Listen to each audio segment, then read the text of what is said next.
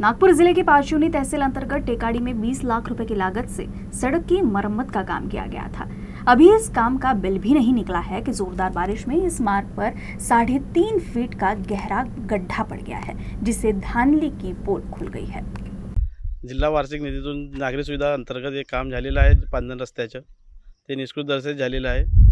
ते आता तुम्हाला आता दाखवलेलं आहे की इथे गड्डा पडलेला आहे 2.5-3 फुटाचा, त्यातनं मुरुम बरोबर वापरलेला नाही आहे ना, काम बरोबर झालेलं आहे।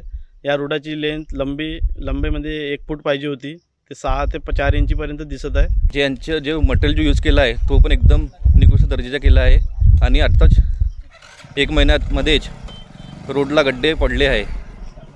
तरी पण मी जिल्हा परिषद सीओ यांच्याकडे याची कंप्लीट केली आहे आणि नागरिकांची सूचना आम्हाला प्राप्त आहे, त्याच्यानुसार आम्ही वरिष्ठांना कळवलं होतं आणि ते कार्यरत जे काम करत आहेत त्यांच्या सूचनेनुसार आम्ही पण कार्य करू।